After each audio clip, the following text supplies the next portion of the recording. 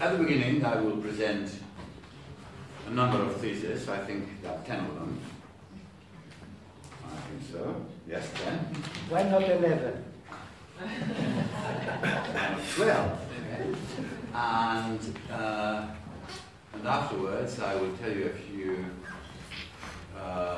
things that link the idea of war, the idea of internationalism, and to communism, as indeed we are 100 years away from the October Revolution, and that has been problematic.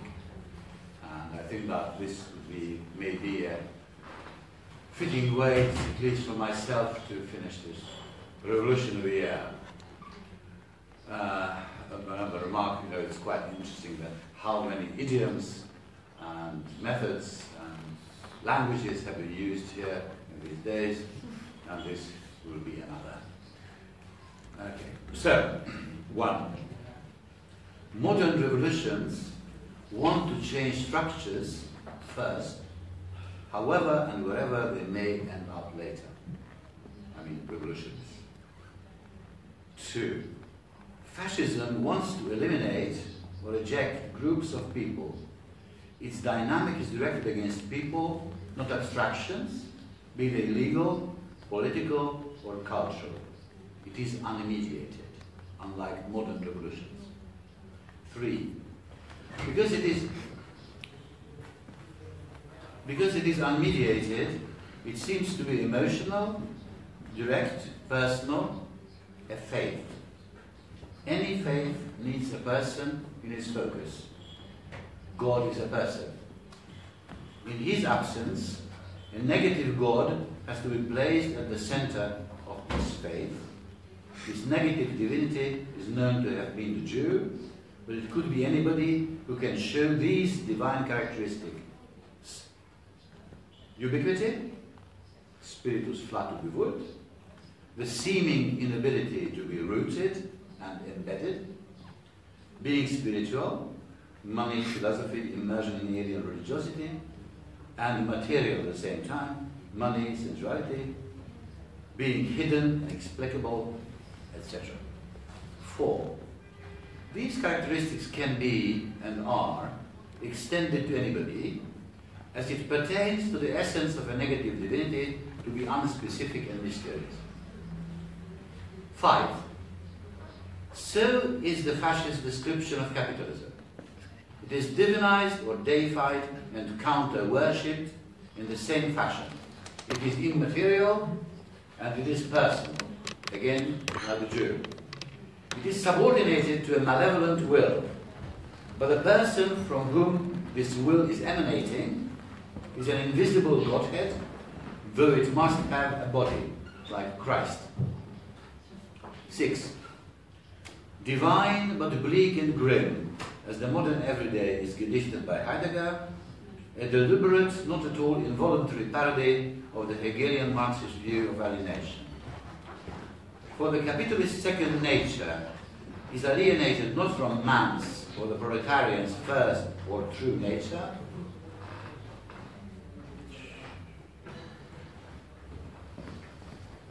but from the true nature of the race, folk. Hence it is not alien to everybody, only to some. There are people for whom abstraction and reason are not alien or alienated. These people are the enemy. 7. Class is a structure. Moreover, it is a structure which is the consequence of a structure, capitalist relations of production. If capitalism ceases to exist, there will not be any classes. Race is not a structure, it is a group of persons. It predates and it might survive capitalism or modernity.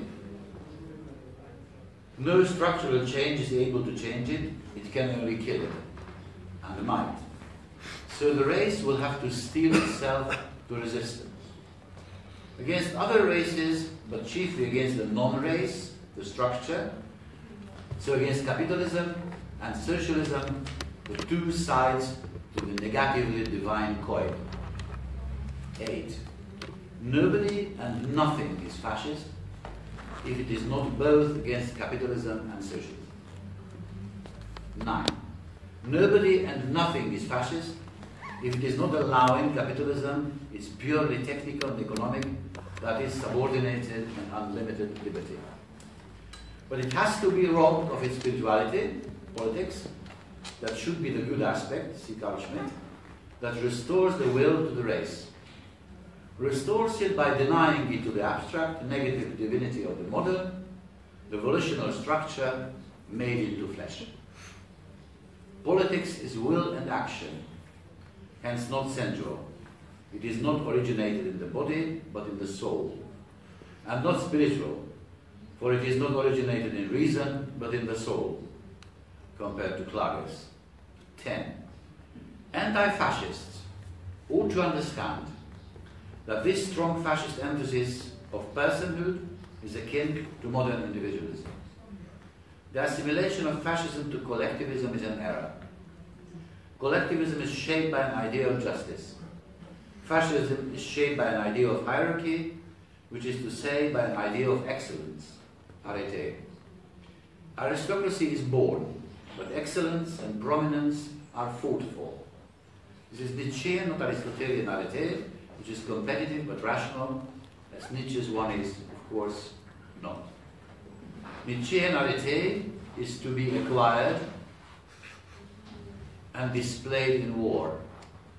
So fascism's aim is war, any war. Because any war is against the spirit, against any god, any idea of embodied reason. A war waged by the embedded intellect against a reason divested of personhood, disembodied, but bearing the imprint of spent passion. Now, as you know, in August 1914, the Universalist, Socialist, and Communist project has come to an end. And at that moment, when the idea of class, which implied, as I've tried to show in a very compact and Schellingian manner, I tried to show that socialism was an opposition to a kind of structure, and which is a result of another structure, and the revolution is universal also too because of its being directed against the structure, not against a group of people. Class struggle is structural, not personal. And this universality, inaugurated by a very radical idea of class struggle, i.e. a very radical idea of the division of humankind, and implied a rejuvenation and recreation of its original unitary nature, has been defeated by something that seemed stronger than it. I'm not talking about the war itself. I'm talking about the fact that the Social Democratic parties, the Socialist parties, the International behaved as all of you know how it did. And this radical defeat, original defeat of the communist idea has inspired the communist revolution. The communist revolution, as it has been conceived by a few people originally, by Rosa Luxemburg, by Lenin, by Trotsky, and a few others, has been a response not simply to capitalism, but the collapse of socialism. The Bolshevik revolution is an answer to the collapse of communism and not an originally communist revolution. The original communist revolution never happened. That has begun with a defeat. And that defeat was the First World War. And in order to lead the communist revolution to victory, that defeat had to be defeated. And the answer to how to defeat this complete defeat, which seemed at the time to many people as defeat of humankind as such, I draw your attention to the speech of Friedrich Adler in the face of the Extraordinary Tribunal, when he, as a protest against the First World War, has killed the Austrian Prime Minister in 1916, being the secretary of the Austrian Social Democratic Party and the confirmed reformist. And it seemed to him and to a few other people that the world, as it has been known to progressive people from the French Revolution to that point, has come to an end, and maybe the whole human project was a failure, was a mistake. So in order to correct that mistake, the communist revolution was needed, and the tool of that communist revolution was internationalism. Internationalism is absolutely essential to the idea of communist revolution. It bears the imprint of the First World War, in which the communist project was defeated by nationalism. So the Bolshevik Revolution, October Revolution, and all the subsequent proletarian revolutions could not be anything else but internationalism. If there is an inner historical necessity to anything, well, this was it. Right. We are now beyond a great number of other defeats, and tragedies and disappointments, and again the feeling that maybe the whole bloody thing is just an error, which you can find in various expressions of popular despair, will force us to ask the question: if we are to sustain the idea of communist revolution, of communism, in however abstract a manner, in however a mutation, and different from, as it has been said here, independent of the mistakes of the past and so on, so forth, which it should be. Is it internationalism still the central element that it was in the communist imaginary in the 1920s, from 1917 to 1933? The first revolutionary cycle, communist revolutionary cycle that has been, of course, after all defeated in Europe by the advent of fascism, first in Italy and then in Germany, because let's don't forget that the Bolshevik Revolution was a European revolution. It wasn't just a Russian revolution, it was a German revolution, Italian revolution, Hungarian, etc., etc. And that has been defeated already then. And the victors of 22 and 33 have been defeated in Europe only by outsiders, by Americans, by the British, by Russians, not Europeans in the narrow sense of the word. And in Europe, indeed, communism has always been defeated. And always, and this is one of the reasons why the painful exercise of trying to philosophically reinvent communism had been happening mostly in Europe, the continent robbed of communism. And so, is it indeed internationalism as necessary as it once was? Because there are a number of differences.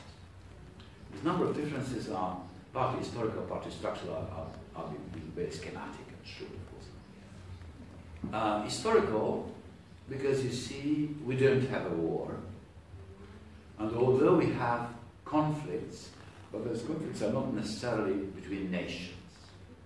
Those conflicts are mostly between subnational ethnic groups or denominational religious groups and racial groups and gender groups and so on and so forth, but are not primarily conflicts between nation states in the classical senses. Indeed, we've seen them to battle one another from the French Revolution to the First World War. So therefore, the enemy is not nationalism, because nationalism is beaten too. What we have is ethnicism, as I described in my essay, Socialist Register, about ethnicism as being the inheritor of nationalism, but different from it. That's one thing that awakes some doubts. Structurally, internationalism is not a response to ethnicism. And secondly, the structural problem is posed in a way, very special way, to the radical left. namely, the great invention, political invention of the October Revolution, the Communist Party, as has been discovered by Lenin and described by Lukács. And it's double the Soviet system, the council and the party, this duplicity that has been so all-pervasive and such a decisive political invention, as important as parliament or monarchy, or whatever. The Communist Party is one of the greatest political inventions of all time. And so much so that one of the most important anti-communist organizations, Solidarność in Poland, was organizationally a total imitation of the Communist Party. It wasn't organized like a trade union, trades, but it had regional organizations, it had a central leadership, and it was doubled by council-type organizations on the local level. It was indeed the form in whatever ideological aims it might have pursued. It was the principle, the structural principle of proletarian organization, councils, and the Communist Party.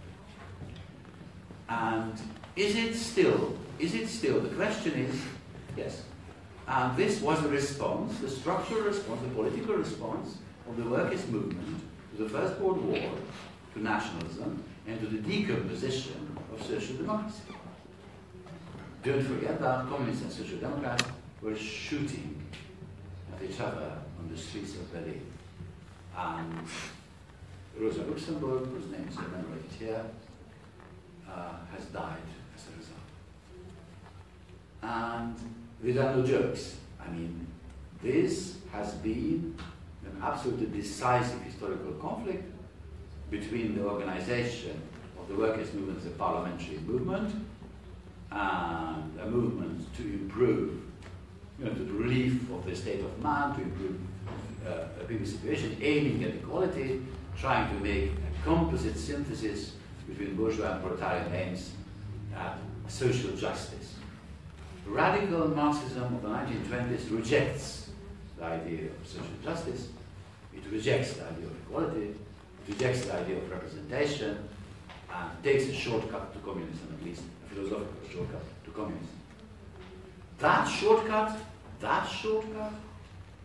means that the emancipation of class is not happening by replacing class with any other subaltern conflicts. Out of class, universal humanity will come or nothing. That was the idea. Hence, internationalism was the resistance of the workers' movement of any other kind of organization of humankind as the organization that is a result of the radical and total suppression of alienation. That was the communist idea. Well, simplified. And what is it now? What is it now after all this? Well, there's no Communist Party in that ideal shape as it has been described by Lukács, or in any other shape. When there's no international workers' movement, even in the shape of the old social democracy, and when there are no revolutions, and when ethnicity and race seems to triumph. What is the counter-project of people daydreaming about socialism and communism? What is the response to the disintegration of the nation state? Because we are not faced with the nation state, we are faced with subnational structures that are as much killing internationalism and multiculturalism and bourgeois universalism as they are killing the nation state. It's the most important organizational site. Because you see, nationalism is in its own way also a universalist view of things. Nationalism, especially the 19th century democratic and liberal nationalism and its successors, has defined the ideal community as a community of citizens in a given territory with a given historical past, whatever it has caused, but in the present, that's that's a constitutional idea. It's an equality of citizens within a certain boundary, within a certain framework. Since this has never been realized, since citizenship has never become universal, this is what I'm treating in my essay on post-fascism. Citizenship has become, in late capitalism, has become a privilege. It's not a universal condition of humans living in nation states or in a series or a structure of nation states. One answer, the left liberal answer to this problem, of course, has been to extend, indeed, citizenship to every human, i.e. to synthesize human rights and civic rights, if you wish. And this is the ideology of the human rights groups everywhere. Rights to everybody, citizenship to everybody. Well, that's the idea. That's the idea. And that means that it has indeed a civic dimension. And this is one of the reasons why the new methods and new movements of governance are so much indignantly and ardently opposing human rights groups. Because, of course, it is indeed, although ineffectively and very feebly, but it is at least morally opposing inequality of citizenship, political inequality. The idea of communism is different. Because you see, the idea of human rights within a polity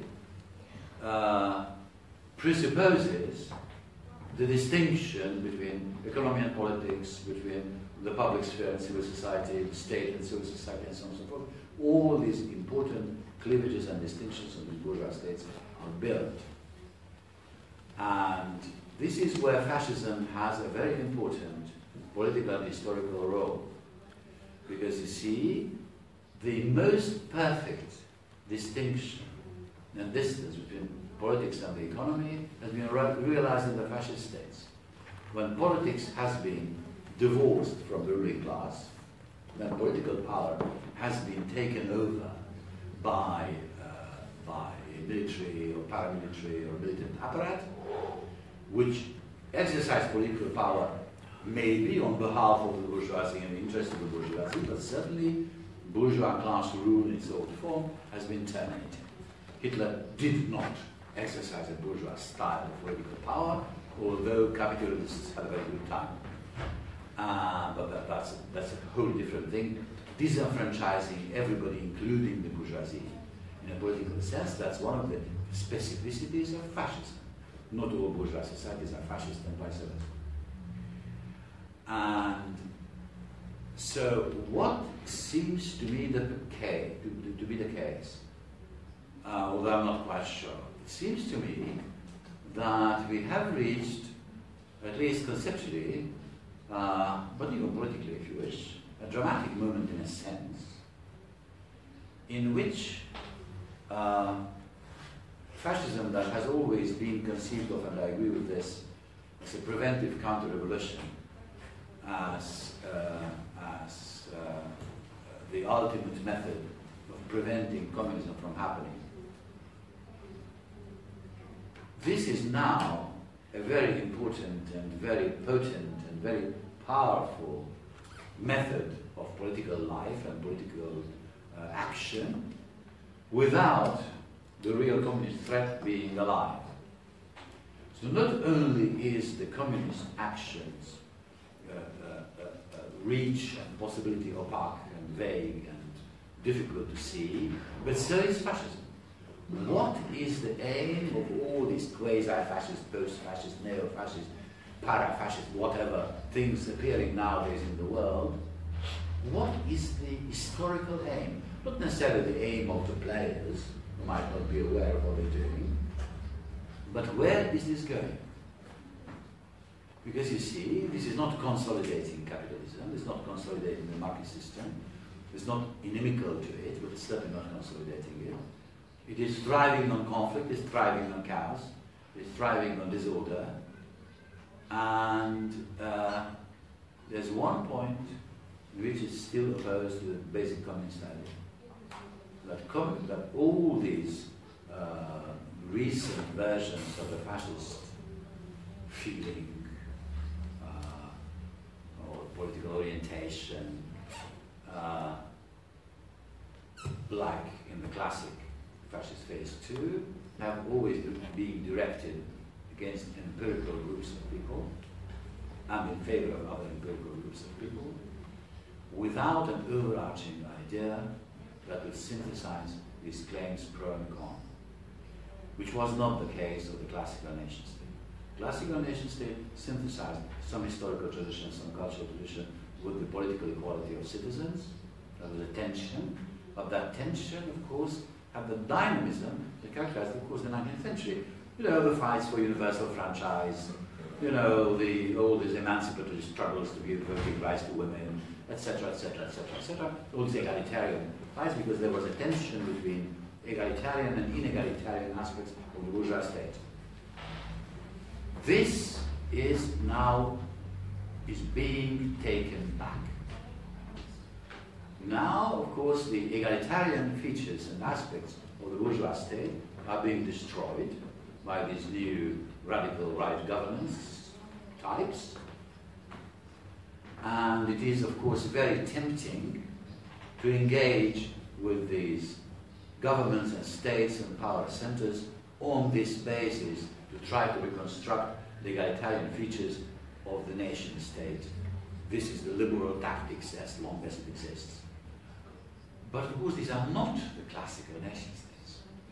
So you see, and as indeed it has been proven, because the classical nation state is, of course, a supra-ethnic structure creating a community that is both cultural and political and civic and all that. Such constructs have not been able to survive. Witness the Soviet Union, witness Yugoslavia, witness Czechoslovakia, etc., etc. Witness now Spain, Catalonia, witness Great Britain, Scotland, etc. Witness Belgium, independence of Flanders. The supra-ethnic structures don't seem to be able to survive because of the changing nature of capitalism that doesn't need the old style nation states that are interfering in the workings of the market on behalf of the losers of the market procedures and processes. So therefore, if indeed the enemy is not a structure which is customary in the case of communist revolutions, but a chaos in which there is a combination of empirical groups without a possibility of being generalized and abstracted, and then also abstract structures too, then it is unclear what the communist passion is about. What is it about? Because what it was about in 1917, that's increasingly clear. Well, it's only now. We needed quite a long time to really understand what that passion was about. And of course, we have been helped in understanding this by the experience of fascism. The fascism was the adequate answer to the October Revolution. It wasn't just misleading the proletariat. It wasn't just, a manipulation. It wasn't just a catastrophic tactics in leading humankind into war again.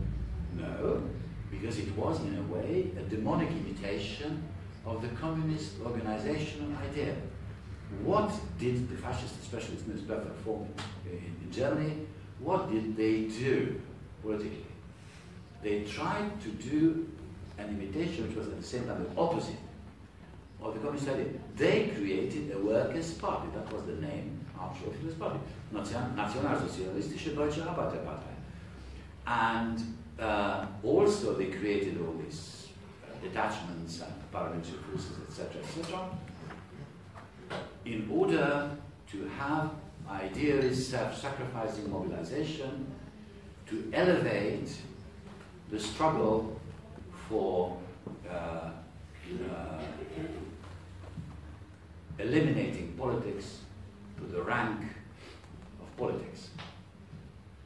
And that is, of course, a reversal of the communist aim, which, of course, also will, of course, destroy politics, but not any kind of politics, bourgeois politics, and that will elevate politics into an exercise and a procedure that is philosophical in nature, for the very simple reason that is truly universal. and it cannot be anything else. It just cannot be. But since the nature of the enemy and also our own nature has changed, the demands are there in the air without the real foundations that seem to be so clear in the great revolutionary periods. Here I should add, but I won't, my time is ending, that there is a moment in recent history in which we have all these elements together, the self-destruction of the bourgeois nation-state with its ideal of political equality, and also the self-destruction of the communist and social democratic parties and trade union, when the last outburst of communist energy was observable. That's 1968.